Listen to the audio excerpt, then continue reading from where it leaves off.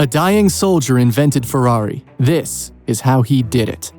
When you hear racing car, any number of car models and brands come to mind, right? But what if I told you that today we're not talking of just any racing car, but a racing car that comes in red? That's right, the Ferrari Automobile. One of, if not the most iconic racing cars of the 20th century, and the most elegant and excessive four-wheel commodity any business mogul can own. Now listen to this. As of 2020, the Ferrari Automobile Corporation was market valued at a Grand Prix winning total of $52 billion. That's with a B for buono, beating out its once-old rivals Ford and General Motors. Want to know the craziest thing about it? It did all this, and throughout its whole history, it's only sold 219,000 units, as in through its entire existence as a company. Just to get a comparison, Ford Motors sells around 5 million units per year. Now that's what we call the power of exclusivity. But just like how behind every great corporation or product there's a great genius man, so it is the case behind the wheel of every great car. And it just so happens that the inventor of this fine-looking machine, this $5,000 a bottle of champagne of a car, very handily named both the car and the company to his name. Today's topic is the life of that man behind the wheel, both literally and figuratively. The iconically Italian Enzo Anselmo Giuseppe Maria Ferrari, the dying soldier that invented Ferrari. Early life inspiration.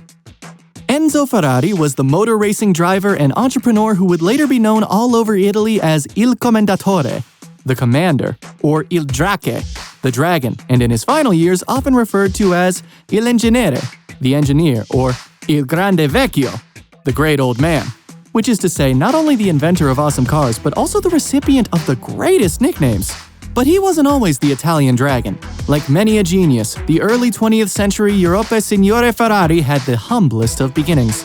Even his birth is shrouded in as much mystery as what his big shadowy sunglasses hid behind his face.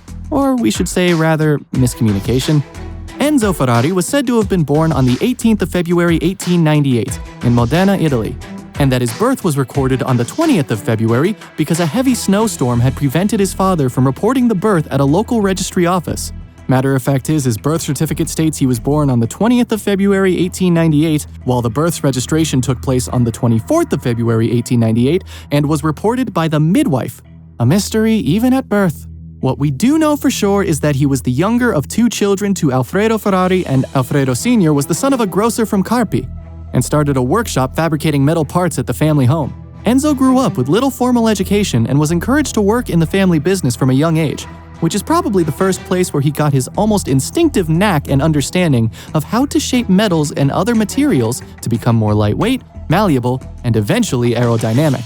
But it wasn't until one afternoon, when Papa took little Enzo out to watch a professional automobile race in Bologna, where a certain Felice Nazzaro took home the gold, that Enzo started to find his calling in life. Well, at least one of them. Turns out that Piccolo Enzo didn't just want to drive really fast and cool cars, not even just make really fast and cool cars. He also wanted to be an opera singer, of all things. Truly an Italian origin through and through. Tragedy.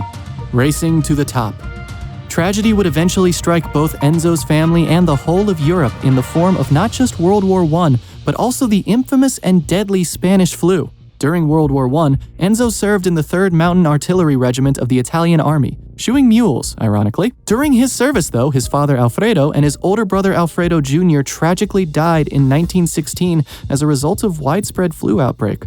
Ferrari became severely sick himself in the following 1918 flu pandemic, almost dying from it just like his brother and father, but surviving against all odds. He was consequently honorably discharged from the Italian service. And not long after, the family's business collapsed, leaving young Enzo pretty much borderline destitute. But in the words of the man himself, racing is a great mania to which one must sacrifice everything, without reticence, without hesitation. Which is to say, the man from Italy was far from done chasing his dream. In 1919, Ferrari moved to Milan to work as a test driver for Costruzioni Meccaniche Nazionali, having been brutally rejected by Fiat. Given the chance to compete with the company's racing team, he made his debut at the 1919 Parma Poggio de Bassetto hill climb race, finishing 4th in his division. He left CMN the following year to join Alfa Romeo. After winning the Circuito de Savio in 1923, Ferrari met the parents of World War I flying ace Francesco Baracca, who suggested the young driver use the emblem that decorated their son's plane for good luck. The emblem a prancing horse, eventually came to represent the power and prestige of the Ferrari marque. Another story says that the emblem came directly from Baracca's hands, soon before being shot down from his plane by the Austrians. That year, Ferrari also married Lara Dominica Garello, the mother to his first child,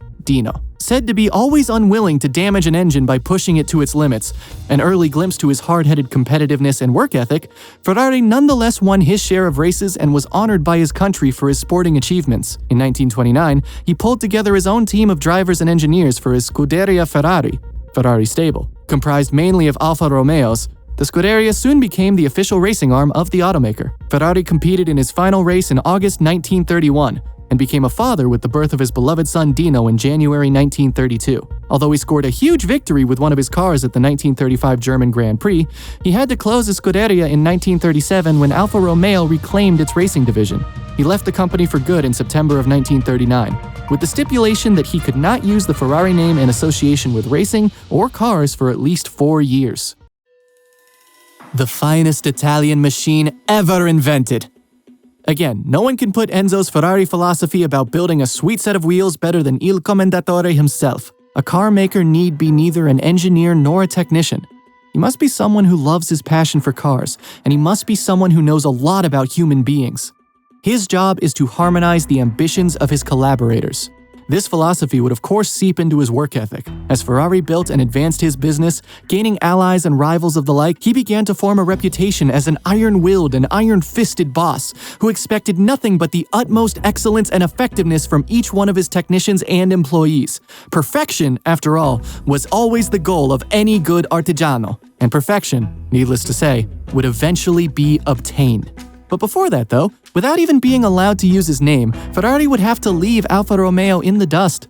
He opened Auto Avio Costruzioni in Modena and tried to develop his own racing cars. But the outbreak of World War II led to government intervention. The company moved its factory to nearby Maranello, where it focused on building grinding machines. Ferrari resumed designing race cars at the conclusion of the war, and in March of 1947 he took the first official Ferrari, the 125S, out for a test drive. Possessor of the legendary 12-cylinder engine, the marque scored its first win that year at the Rome Grand Prix, and went on to notch victories at the Mille Miglia in 1948, the 24 Hours of Le Mans in 1949, and the British Grand Prix in 1951.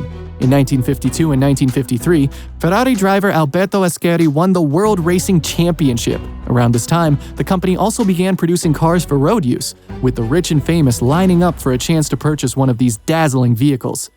The secret to the company's success: appeal to the 1% of the 1% of car buyers. The Ferrari racing car had come out of the starting line faster than any other car before it, and things were looking like all first places and checkered flags for the finest Italian machine ever invented. Of course, life is rarely as simple and straightforward as a racing track. Despite rocketing to the top of the racing industry in the 1950s, Ferrari endured immense personal turmoil during this period. The biggest blow was the death of his son, Dino, from muscular dystrophy in 1956.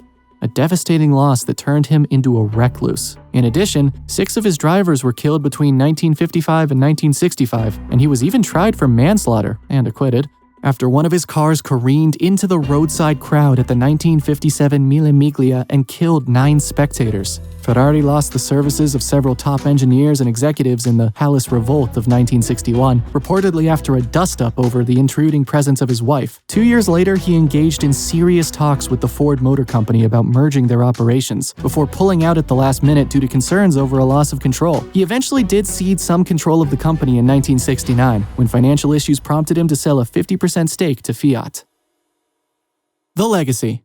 Ferrari formally resigned as president of his company in 1977, although he effectively retained control of the business. Following the death of his wife in 1978, he admitted to fathering another son, Piero, with his mistress Lina Lardi in 1945. Shortly after being conferred an honorary degree in physics from the University of Modena, Ferrari died on August 14, 1988. In Maranello, no cause of death was given, although he was known to be suffering from kidney disease. Over the course of his lifetime, his cars won more than 4,000 races and claimed 13 world championships. In recognition of his accomplishments, he was inducted into the International Motorsports Hall of Fame in 1994. But in the words of his unofficial official biographer Luca Dal Monte, in Italy, there was the Pope and then there was Enzo, which is to say, the ever-iconic presence of Ferrari in all the racetracks and million-dollar garages around the world seems to be here to stay.